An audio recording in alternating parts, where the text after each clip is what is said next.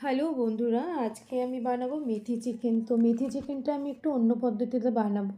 তোমরা যেটা মানে নর্মালি তোমরা অনেকেই হয়তো মেথি চিকেন খেয়েছো, অন্যরকমভাবে বানিয়েছো, কেউ হয়তো কাসুরি মেথি দিয়ে বানিয়েছো। তো চলো আজকে যে মেথি চিকেনটা বানাবো সেটা আমার দিদার হাতের একটা রান্নার রেসিপি। তো এখানে এই যে মেথি শাকটা আমি অলরেডি নুন আর একটু হলুদ দিয়ে ভাপাতে বসিয়ে দিলাম, একটু জাস্ট সেদ্ধ সেদ্ধ মতো হবে। তারপরে ওর মধ্যে কিছু বাটা মশলা মানে পেস্ট দিয়ে দেবো, যেমন নর্মালি হয় আদা রসুন আর পেঁয়াজের একটা পেস্ট তৈরি হয় চিকেনের। তো আমি ওটাই করে নিলাম, তার মধ্যে একটু কাঁচা লঙ্কা দিয়ে এটা পেস্ট করে নেব। তো চলো দেখো, এটা প্রায় সেদ্ধ হয়েই গেছে আমি পেস্ট বানাতে বানাতে। তো এর মধ্যে এবার একে একে ওই পেস্টটা পুরোটা দিয়ে দেবো। আমি আদা রসুনের পেস্ট যখনই চিকেন করি তো আমি সব একসঙ্গে পেস্ট করে নিই। তো এই যে এর মধ্যে এবার একটু কয়েকটা টমেটো কুচিও দিয়েছি, সাথে একটু নুন আর একটু অল্প করে হলুদ দিয়ে দেবো, কারণ শাকটা ভাপাতে বসানোর সময় একটু নুন হলুদ আগে থেকে দেওয়া ছিল। আর চিকেনও একটু দেওয়া আছে, কারণ ওটা যখন ম্যারিনেট করেছিলাম তখন ওটার মধ্যে একটু নুন হলুদ আর একটু লেবুর ভিনিগার দিয়েছিলাম। তোমরা চাইলে একটু পাতিলেবুর রসও দিয়ে দিতে পারো। তো চলো এই যে দেখো তেল ছেড়ে এসেছে মশলার পাশ থেকে।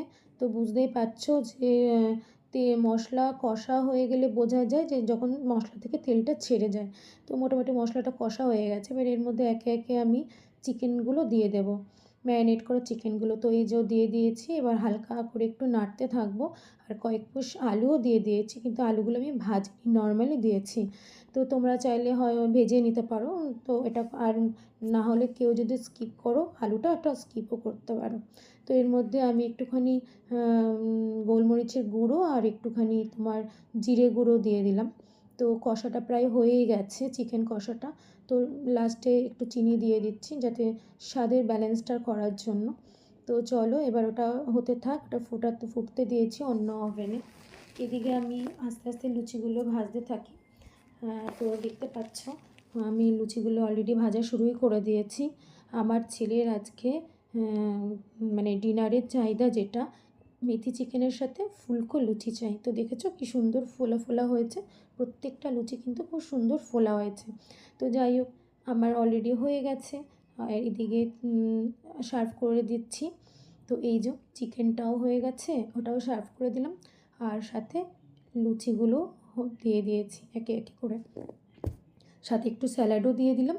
আমার ছেলে লুচি, চিকেন কষা আর স্যালাড খেতে, বা লুচির সাথে যে কোনো কিছু পদ থাকলে স্যালাড খেতে খুব ভালোবাসে।